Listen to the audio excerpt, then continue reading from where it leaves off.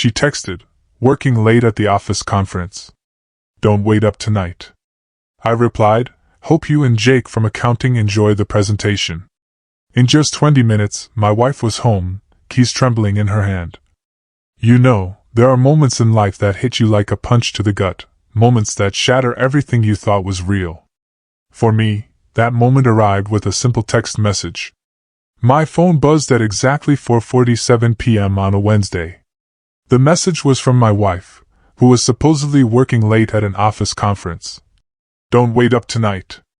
I stared at those words, my heart already sinking. Conference? In our 8 years of marriage, she'd never once mentioned a conference. This was the woman who complained for weeks about mandatory meetings, yet here she was, casually dropping this bombshell like it was nothing. The timing felt entirely off. We had dinner plans, nothing fancy, just our usual Wednesday Chinese takeout and a chance to catch up on our week. She knew how much I looked forward to it, but apparently, this mysterious conference was more important than keeping me in the loop. I leaned back in my office chair, rereading the message. The tone felt different. Usually, her texts were chattier, full of details about who said what and how boring everything was. This one was cold, distant, like she was informing a roommate, not her husband. And it clicked with the growing unease I'd felt for weeks. For the past 3 weeks, she'd been acting strange, coming home later, taking hushed phone calls in the other room, being vague about her day. Then there was Jake. Jake from accounting. She'd mentioned him more times in the last month than she'd mentioned her own boss in the past year. Jake thinks the new system is inefficient. Jake suggested a better way to handle the reports. Jake has such funny stories about his weekend. It was always Jake, Jake, Jake. A chilling theory began to form in my mind. My fingers moved across the screen, a sense of cold, deliberate purpose guiding them. Hope you and Jake from accounting enjoy the presentation. I hit send and waited. The response was immediate. Not immediate like she was typing a quick reply, but immediate like she was already clutching her phone, practically waiting for my text. 3 dots appeared and disappeared, then appeared again. She was panicking. Then my phone rang. She never called during work hours. Hey, honey. Her voice was higher than usual, strained. Just got your text. Why would you mention Jake? Isn't he at the conference too? I asked, my voice calm, almost detached. You talk about him enough. Figured he'd be there. Silence. Then a nervous, forced laugh. Oh, well, yes, I mean, maybe. It's a big conference. Lots of people from different departments. I wouldn't know who all is attending. Interesting. Just yesterday, she told me Jake was working on a special project with her department. Today, she didn't know if he'd be at their conference? What's the conference about again? I pressed, my heart thumping a slow, heavy beat. More silence. It's about new compliance procedures. Very boring stuff. You know how these corporate things are. I knew exactly how these corporate things were. I also knew her company's fiscal calendar. They never scheduled major conferences in the middle of the quarter. Too busy with actual work. Sounds exciting, I said dryly. What, till 11? Then there's networking afterward? Networking until midnight on a Wednesday? Your boss is really pushing the team hard these days. She stammered. Well, you know how it is in our industry. Actually, I didn't know, because I worked in the same industry at a competing firm, and we never held a compliance conference that went past 7 p.m., let alone past midnight. I'll let you get back to your conference, I said, a bitter taste in my mouth. Drive safe. I hung up and checked the time, 5:03 p.m. If this conference was so important and time-sensitive, why was she able to take a 10-minute phone call to discuss Jake from accounting? My gut was screaming everything I needed to know, but my brain, still clinging to a thread of hope, demanded proof. I opened my laptop and logged into our shared cell phone account. Her location services were still on. According to the GPS, her phone was at a restaurant across town, not at her office building, not at any conference center. The restaurant was called Bella Vista Italian Place. The kind with dim lighting and intimate booths, perfect for a romantic dinner, absolutely terrible for a corporate compliance meeting. I sat back, processing this information. My wife of 8 years was lying to me. She was having dinner with another man and had constructed an elaborate story to cover it up. The same man she'd been mentioning constantly for weeks. But instead of the volcanic anger I expected, I felt something else, a cold, hard clarity. I'd been noticing the signs for weeks. The late nights, the secretive phone calls, the sudden new clothes, the unexpected interest in going to the gym, all the classic cheating behavior I'd been too trusting to acknowledge. Now I had confirmation. I looked at my phone again. Should I drive to Bella Vista, confront them in public, make a scene? No. That's what emotional men do. Men who react instead of plan. I had a better idea. I sent one more text, almost identical to the first, a silent accusation. Hope you and Jake from accounting enjoy the presentation. This time, I watched her location in real time. Within 30 seconds her phone started moving, faster than walking. She was running to her car. 18 minutes later, I heard her key in the front door. Her hands were shaking so badly, it took her 3 tries to unlock it. Honey? She called out, her voice trembling. I'm home early. The conference got cancelled. Technical difficulties with the projector. I walked to the kitchen where she stood, still in her coat, clutching her purse like a shield. That's too bad, I said calmly, my voice betraying none of the turmoil inside me. Good thing you hadn't ordered dinner yet. She blinked rapidly. What do you mean? At the conference. Good thing they cancelled before you ordered food. Hate to waste money on room service. Oh yes, right. No food. But I could smell garlic bread on her clothes. And there was a small red sauce stain on her white blouse that hadn't been there this morning. My gaze drifted to it. How was Jake? I asked casually, watching her face straying of color. Jake? You know, Jake from accounting. The one you hoped would enjoy the presentation. Did he make it to the conference before it got cancelled? She opened and closed her mouth like a fish. Why do you keep asking about Jake? Just curious. You mention him so often. I feel like I know the guy. She forced a laugh. Do I? I hadn't noticed. I smiled. Not a warm smile. The kind of smile that doesn't reach your eyes. Must be my imagination. She excused herself to change clothes, but I noticed she took her phone with her. When she came back down, she was wearing different perfume, not the light floral scent she'd worn this morning, but something heavier, something meant to cover up another smell. We ordered Chinese food and sat on the couch. She kept checking her phone, jumping every time it buzzed. When a number she didn't recognize called twice, she declined both times. Popular night, I observed. Just spam calls, she replied quickly. At 9:30 she yawned dramatically. I'm exhausted from that conference. Going to bed early. But she didn't go to sleep. I could hear her whispering on the phone in our bedroom. When I walked past the door, she suddenly got quiet. I went to my home office and opened my laptop. Time to do some research on Jake from accounting. Social media made it easy. Jake Thompson, 29, single, worked in her building. His recent post showed him at Bella Vista restaurant tonight, 2 hours ago. The photos showed a candlelit table set for 2. The caption read, Great dinner with a special someone.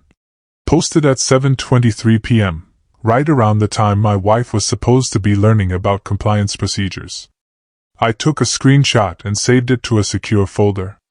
Tomorrow, I'd start making some calls. But tonight, I'd let her think she was clever, because the best strategies require patience. And I was just getting started. By the way, if you're still with me, make sure to hit subscribe. More unbelievable stories like this are coming. The next morning, she was gone before I woke up. Her side of the bed was cold, meaning she'd left early. Real early. A note on the kitchen counter read, Emergency meeting. Back tonight. Love you. An emergency meeting on a Thursday? Her company didn't operate that way, but I appreciated her commitment to the lie. I called in sick to work. For the first time in 3 years, I had more important things to do than quarterly reports. First stop, her office building. I parked across the street with a clear view of the employee entrance. If she really had an emergency meeting, I'd see her car. If she was lying again, well, that would tell me everything I needed to know. By 10 a.m., I'd seen dozens of employees enter the building. Her car wasn't in the parking lot. Her usual spot was empty. Strike two. I drove to Bella Vista restaurant. The lunch crowd hadn't arrived yet.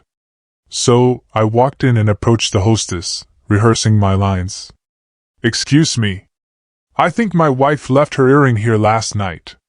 She was dining with a colleague around 7. Table for 2, probably by the window." The hostess smiled. "Oh, yes, I remember them. Lovely couple. Very romantic. They seemed so happy together." Romantic, there it was. "Did they stay long?" I asked, trying to keep my voice even. "Until about 8:30. They ordered the anniversary special. The gentleman seemed nervous. Kept checking his phone. Sweet proposal, though we don't usually see that on Wednesday nights." My blood turned cold. "Proposal?" "Well, not exactly a proposal," she clarified. "But he gave her something in a small box. She seemed surprised but pleased. Very emotional moment."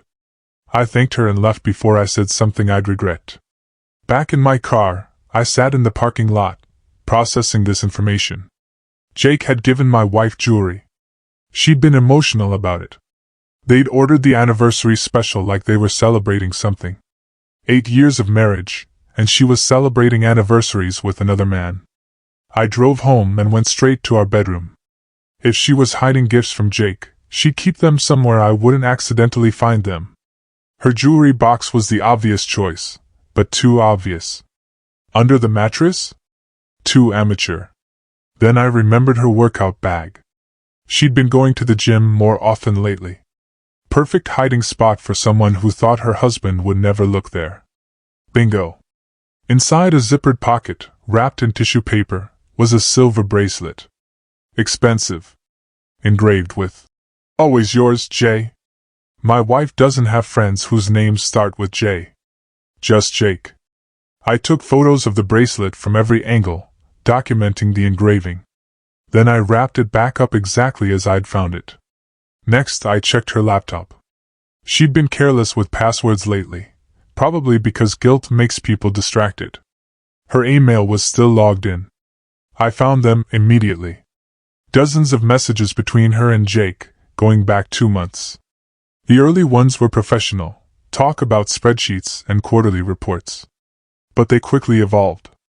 "Thanks for listening today. You really understand me. Can't wait to see you tomorrow. These meetings are the best part of my day. My husband would never appreciate a sunset like this. You see beauty in everything." And then the recent ones, the ones that made my hands clench into fists. "Last night was perfect. I never knew I could feel this way again. We need to be more careful. I think he's getting suspicious." And the final dagger. "Jake, I love you. I know it's complicated, but I can't keep pretending anymore. I love you." She loved him. I screenshotted every message and forwarded them to a secure email address I created just for this purpose. Evidence for later. The final message was from this morning. "Can't meet today. He's acting strange. Need to lay low for a few days. Missing you already?" So that's where she really was. Not at an emergency meeting. Hiding from me because she thought I was getting suspicious. She was right. I closed the laptop and went to my office. Time to research divorce lawyers. But first, I needed to understand exactly what I was dealing with. I called her company's main number. "Hi, this is Dr. Miller's office. I need to confirm an appointment for Mrs. Thompson today. She mentioned she had a work conflict." One moment. The receptionist came back quickly. "I'm sorry, but Mrs. Thompson isn't scheduled to work today. She called in sick this morning." "Oh, that's strange. She told me she had an emergency meeting." "No, sir. She's definitely not here today. Would you like to reschedule? I hung up. Strike 3. My wife was somewhere in the city, lying about being sick, probably with Jake. While I sat at home like a fool. She was building a whole other life with another man. But I wasn't a fool anymore. I spent the afternoon researching Jake's social media profiles, his address, his work history, his ex-girlfriends. By evening, I knew more about Jake Thompson than his own mother did. 29 years old, divorced last year. No kids. Lived in an apartment complex 15 minutes away. Made decent money, but nothing spectacular. Drove a Honda Civic, liked craft beer and hiking. Most importantly, he had a reputation. 3 women in his Instagram comments mentioned learning the hard way about his character. One ex-girlfriend had posted cryptically about, "Cheaters never change." My wife wasn't special. She was just next in line. At 6 p.m., her key turned in the lock.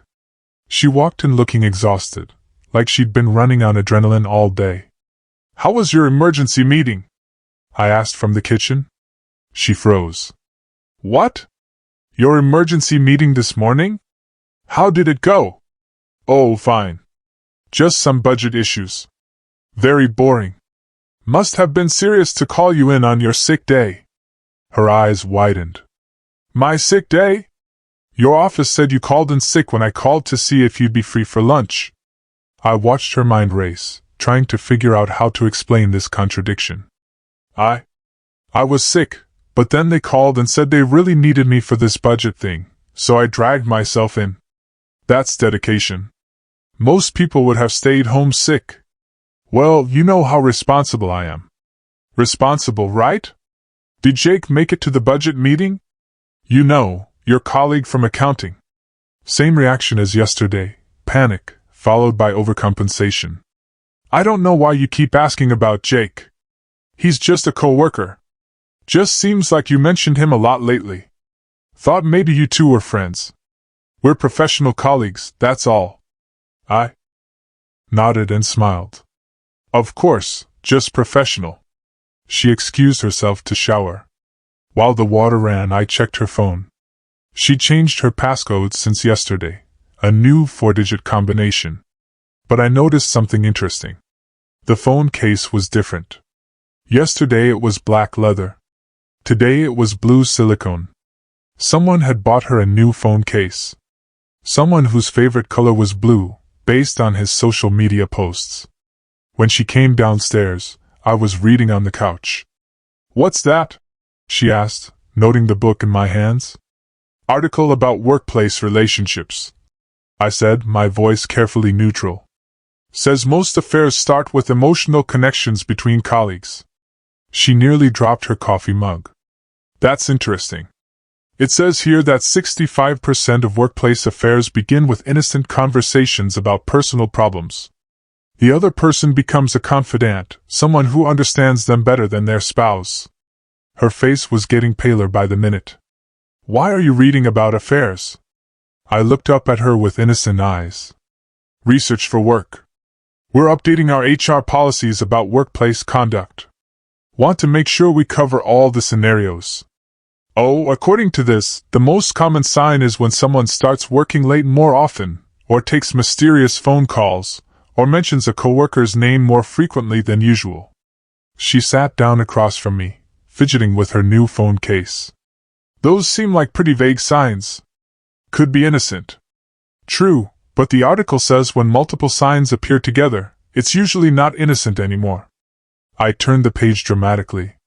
"It also says the guilty party often starts arguments with their spouse to justify their behavior. Creates emotional distance to make the affair feel less wrong." She was quiet for a long moment. "Have I been starting arguments?" I pretended to think. "Now that you mention it, you have been more critical lately. Little things. My coffee habits, how I load the dishwasher, my choice of restaurants. I didn't realize. It's okay. According to this, it's subconscious behavior. The person doing it doesn't always recognize it." I could see her mind working, probably wondering how much I actually knew versus how much I was guessing. The truth was, I knew everything, but letting her think I was just reading random articles was much more effective than confronting her directly. She went to bed early again. More whispered phone calls, more lies about being tired. But I wasn't tired at all. I had research to finish and plans to make, because tomorrow I was going to start gathering the kind of evidence that couldn't be explained away. Friday morning, I woke up with a plan. She was in the shower when I called her office. "Good morning. This is Thompson Industries. How can I help you?" "Hi, I'd like to send flowers to one of your employees. My wife works there and I want to surprise her for our anniversary." "How sweet. What's her name?" "Mrs. Thompson. She works closely with Jake in accounting. I thought it would be nice to have them delivered during their team meeting today." "Oh, I'm sorry, sir, but Jake called in sick today. And Mrs. Thompson isn't scheduled to work Fridays anymore. She switched to a 4-day schedule last month." Asterisk 4-day schedule? Since when? Asterisk. "Are you sure? She left for work an hour ago. Let me double check." Typing sounds. "Yes, sir. She's definitely off on Fridays. Has been since early March." March. Right when the Jake messages started getting personal. "Thank you for your help." I hung up and checked my watch. She'd been lying about working Fridays for 2 months. Every Friday, she'd gotten dressed, taken her work bag, and left the house like she was going to the office. Where was she really going? When she came downstairs, I was making coffee. "Big day at work?" I asked casually. "Just the usual busy Friday." "That quarterly report still keeping you busy?" "Yes, very demanding project." I nodded sympathetically. "Well, don't work too hard. It's Friday, after all. I'll try to wrap up early." She kissed my cheek and left. I watched from the window as she drove away, then immediately got in my car to follow. She didn't go toward her office. Instead, she drove to the same apartment complex I'd identified as Jake's address. She parked in a visitor spot and walked straight to Building C. I parked behind a maintenance truck and waited. 45 minutes later, Jake appeared at a second-floor window. Shirtless, he waved down at her car, then disappeared. 5 minutes after that, my wife walked out of the building, adjusting her clothes. She was having sex with him in his apartment, while I thought she was at work. For 2 months, every Friday had been her affair day. I followed her to a coffee shop where she sat alone for an hour, probably coming down from the guilt high. Then she went shopping, buying groceries for dinner, playing the perfect wife role. This was her routine. Work 4 days, cheat on Fridays, come home, and pretend everything was normal. I drove home and called a divorce attorney. "Thompson and Associates, this is Patricia. I need to schedule a consultation about divorce proceedings." "Of course. What's the general situation?" "Adultery." "I have evidence." "How much evidence?" "Text messages, emails, photographs, witness testimony, GPS location data, and visual confirmation." "That's very thorough. Can you come in Monday at 10 o'clock? "I'll be there." When she came home that evening, she was in an unusually good mood, humming while she cooked, smiling for no reason, the afterglow of spending the day with her boyfriend. "You seem happy," I observed. "Just a good day at work. We finished that big project I've been stressed about." "The quarterly report?" "Exactly. Feels good to have it done." "I bet. You've been working so hard on it. All those late nights and early meetings." She nodded enthusiastically. "But it's finally finished. Things should get back to normal now." Normal? As if there was anything normal about this situation. "We should celebrate," I said. "How about I surprise you with dinner tomorrow night?" "That sounds wonderful. I was thinking we could go to your office. I could bring takeout. We could eat in the conference room where you've been having all those meetings. Make it special." Her smile faltered. "My office? Sure. I've never seen your workspace since they were remodeled. And I'd love to meet some of your colleagues, especially Jake. You talk about him so much.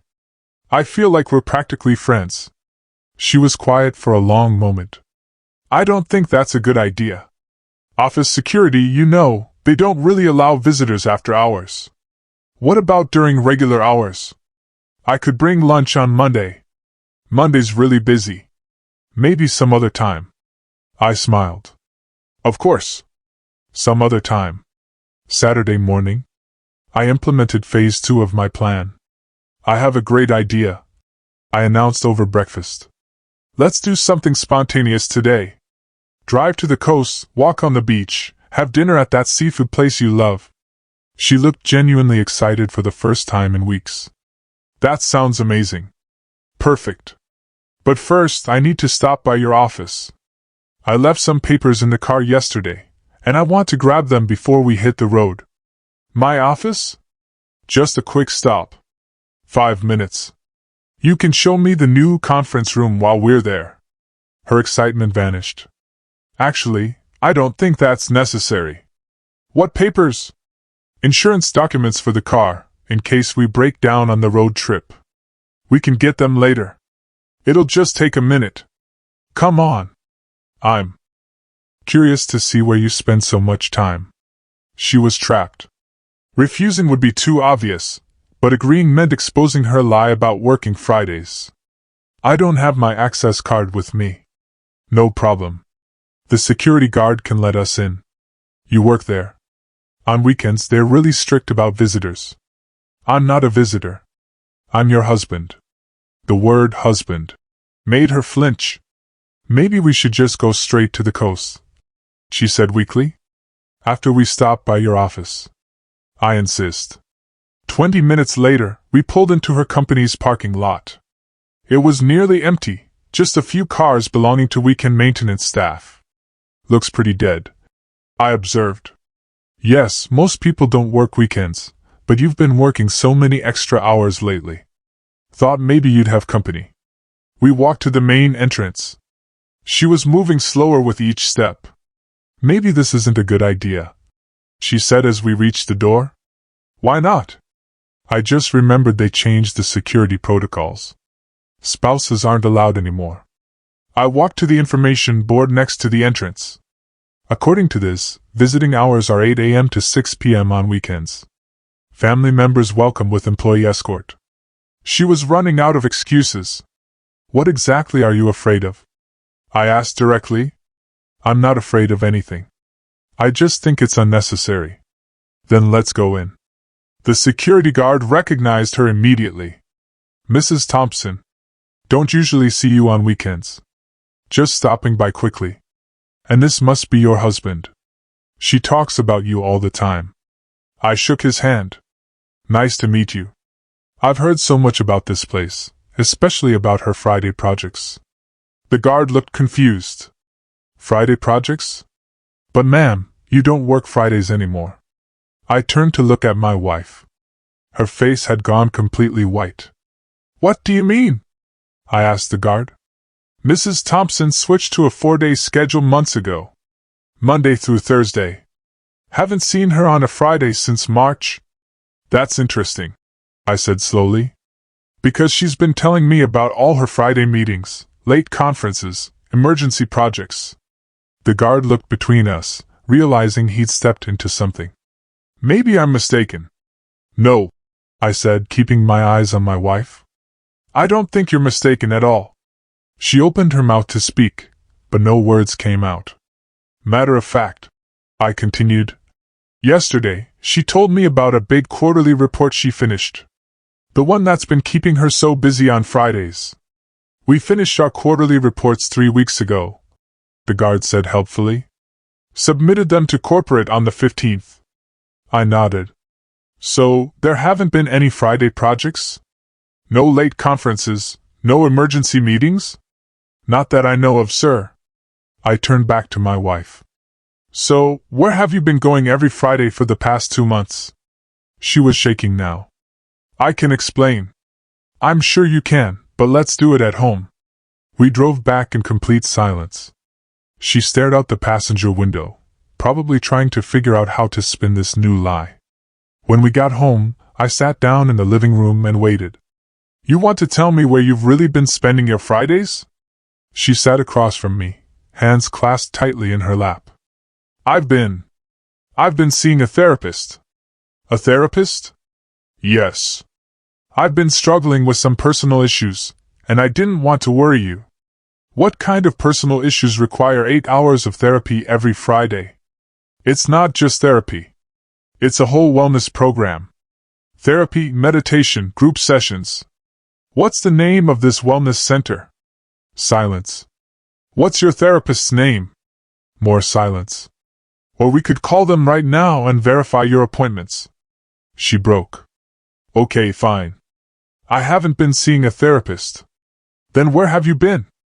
I needed some time alone to think about our marriage.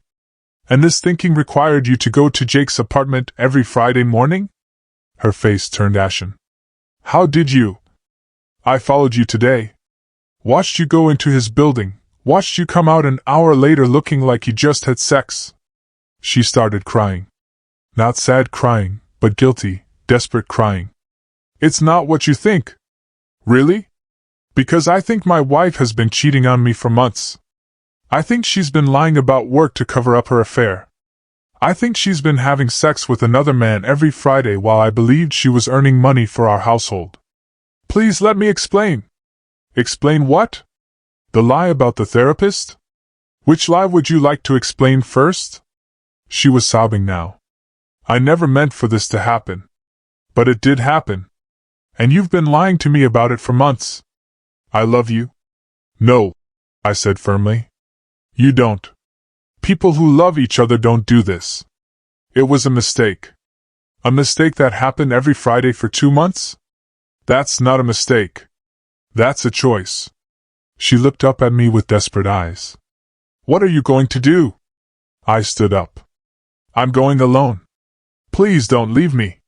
You already left me. I'm just making it official. I grabbed my keys and headed for the door. When you're ready to tell me the truth about everything, we can talk, but I'm done with the lies. As I drove away, I could see her in the rearview mirror, standing in our driveway, crying. But I felt something I hadn't felt in months, relief. The games were over. Now we could deal with reality. I spent 6 hours driving up the coast, windows down, thinking clearly for the first time in months. When I got home at midnight, she was waiting in the living room with red eyes and a box of tissues. We need to talk, she said as soon as I walked in. Now you want to talk.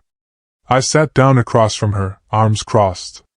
I've been thinking about everything. You deserve the truth.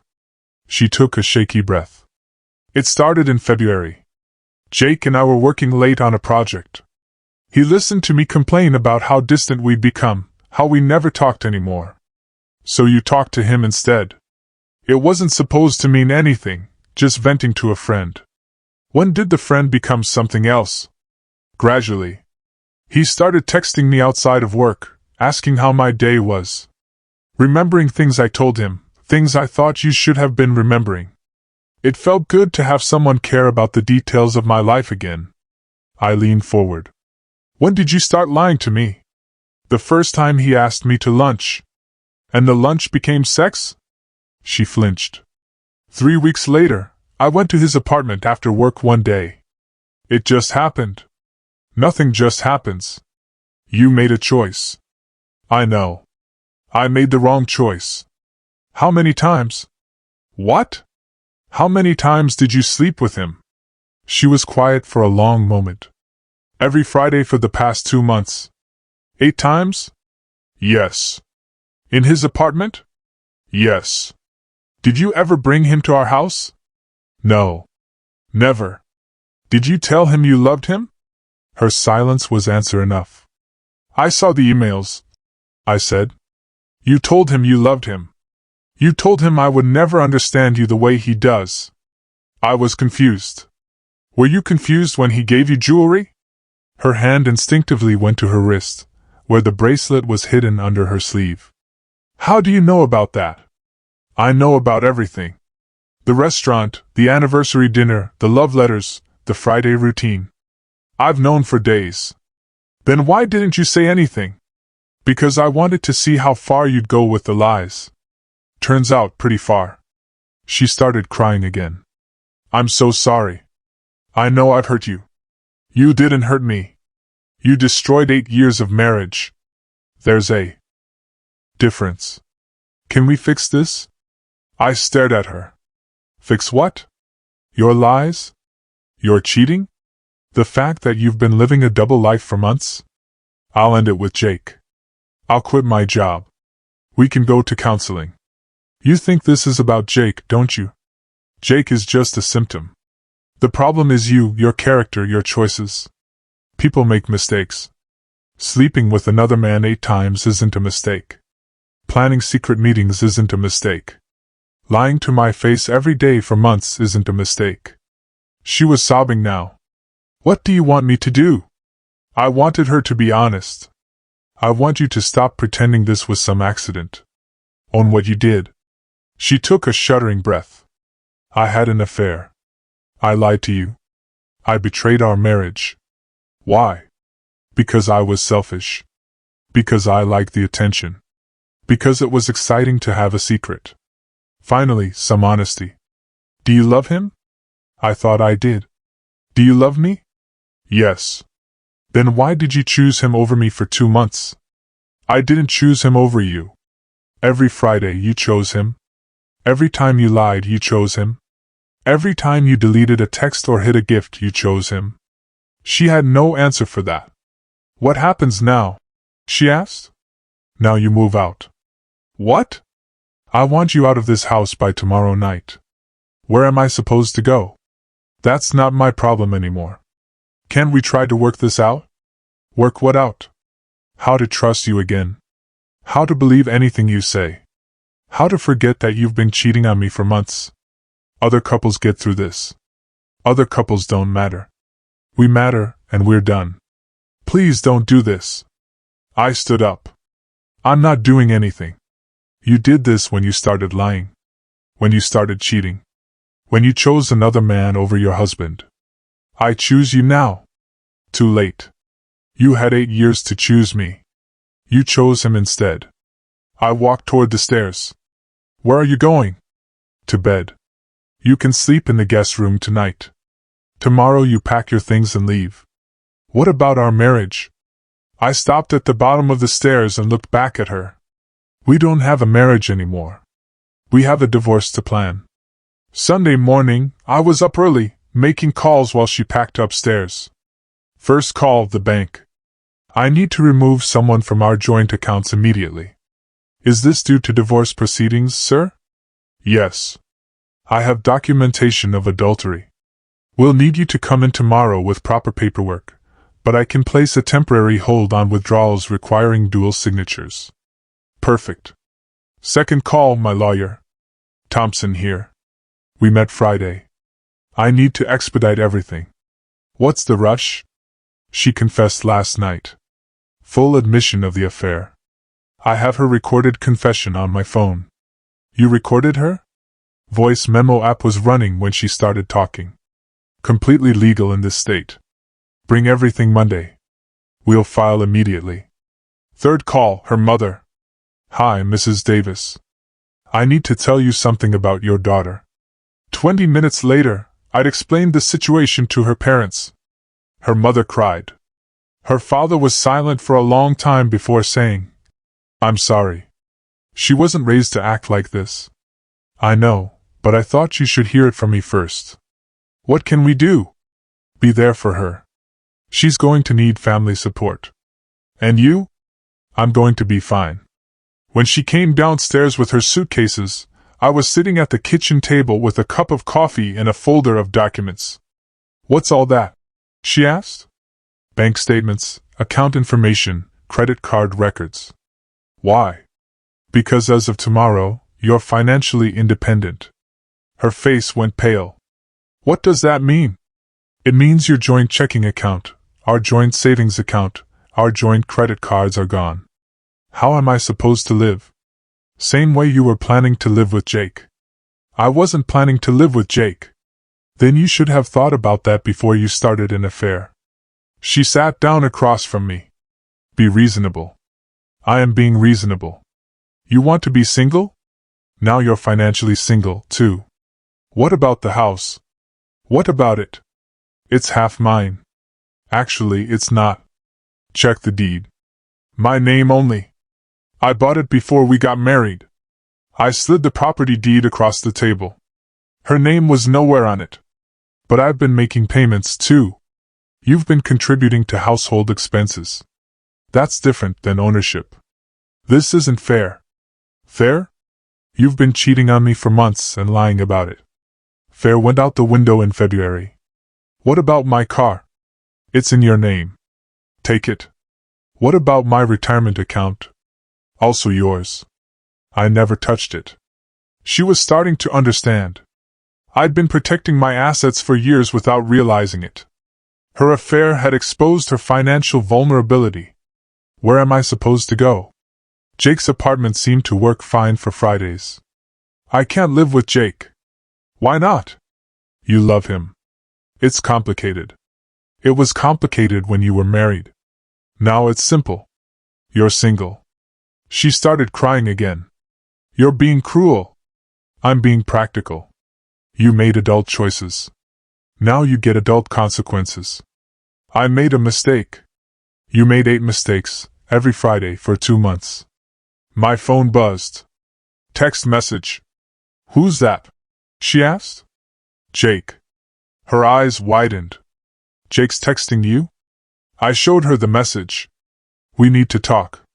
Can you call me? He wants to talk to me about what? Let's find out. I called him on speaker. Hello, this is Thompson. You wanted to talk? Yes, sir. I heard about what happened. From who? She called me this morning. Crying. I looked at my wife. You called him before you finished packing? She didn't answer. Jake. I continued. I have a question for you.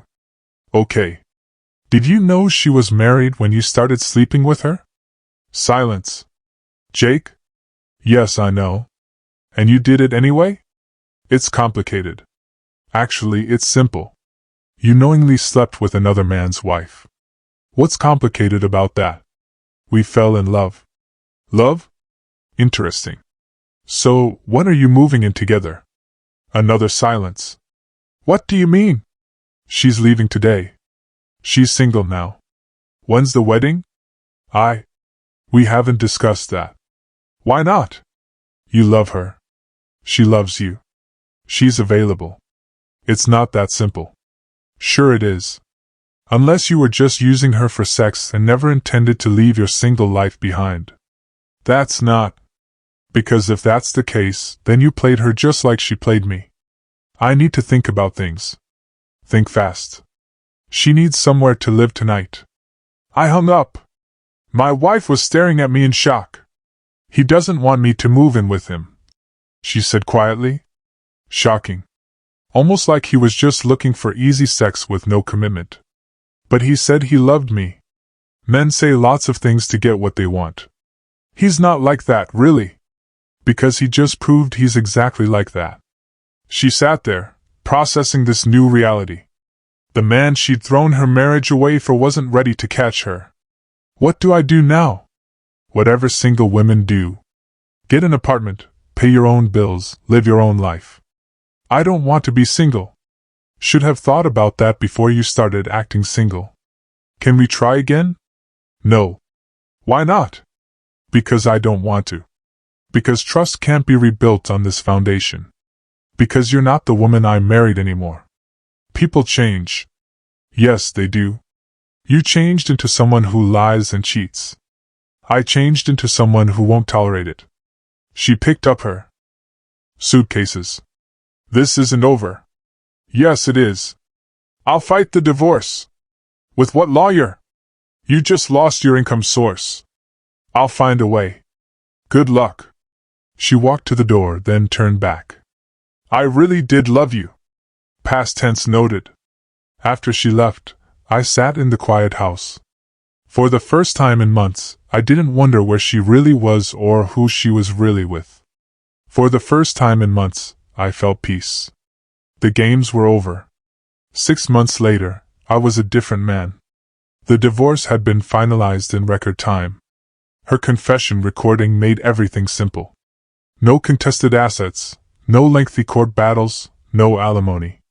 She'd signed everything my lawyer put in front of her. I'd used the time productively, lost 20 pounds, gained muscle mass, updated my wardrobe, started taking cooking classes on Thursday nights, joined a hiking group that met Sundays. My social calendar was fuller than it had been in years. Work was going better too. Without the constant distraction of wondering what she was really doing, my focus had sharpened. I'd landed 2 major clients and gotten a promotion with a substantial raise. The house felt like mine again. I'd repainted the bedroom, bought new furniture, turned her old office into a home gym. Every trace of our marriage had been systematically removed and replaced with things I actually wanted. My phone buzzed with a text from an unknown number. "Can we talk, please? It's important." I knew who it was. She'd been trying to contact me for weeks through different numbers, email addresses, even social media accounts I'd blocked. I'd ignored them all, but curiosity got the better of me. "What do you want? To apologize? To explain?" 5 minutes. "Nothing to explain. We're divorced. Jake left me. Not my problem. I have nowhere to go. Still not my problem. Please. I made a mistake." I stared at the text for a moment, then typed back. "You made a choice. Live with it." I blocked the number and went back to cooking dinner. Later that evening, my doorbell rang. Through the window, I could see her car in my driveway. I didn't answer. She rang again, then knocked, then started talking through the door. "I know you're in there. Your car is here." I turned up the TV volume. "I just want to talk." 5 minutes! I kept watching my show. I was wrong about everything. Jake was using me. I see that now. Still nothing from me. I threw away 8 years for someone who didn't even care about me. I muted the TV but didn't move toward the door. He dumped me after 2 weeks. Said dating a divorced woman was too complicated. Too much drama. Interesting but irrelevant. I've been staying in a motel for 3 months.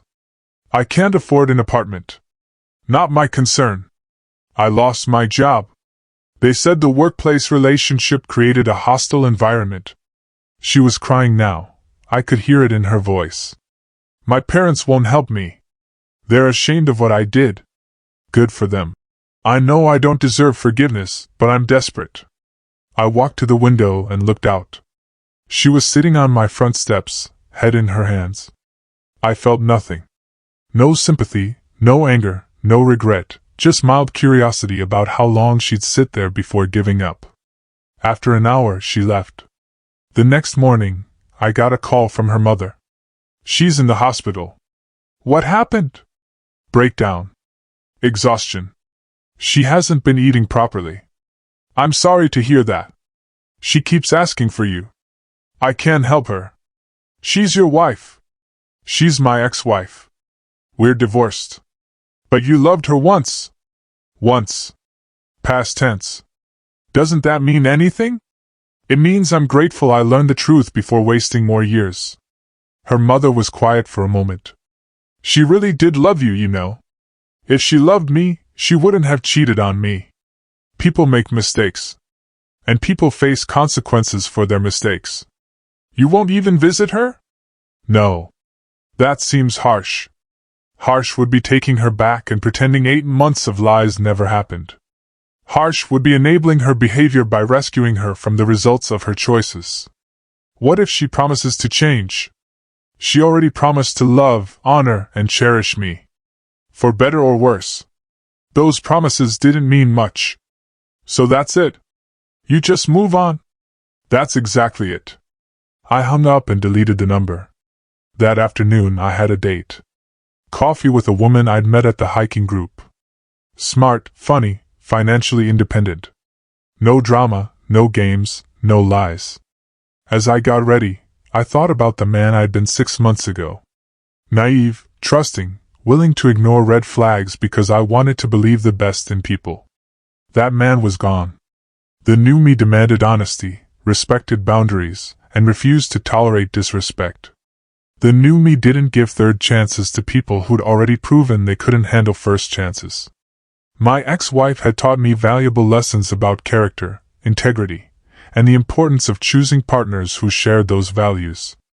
I was grateful for the lesson. It had been expensive, but I wasn't bitter. Bitterness would mean she still had power over my emotions. Instead, I felt liberated, free to build a life with someone who understood that love isn't just a feeling. It's a commitment backed up by consistent actions. As I drove to meet my date, I realized I hadn't thought about my ex-wife in weeks. She'd become what she should have been all along, irrelevant to my future. The man who begged for explanations and promised to work things out was gone. In his place was someone who knew his worth and refused to settle for less than he deserved. Someone who understood that the best revenge against people who betray you isn't anger or retaliation. It's living well without them. And I was living very well indeed. So tell me, if you had been in my shoes, at what point would you have finally drawn the line?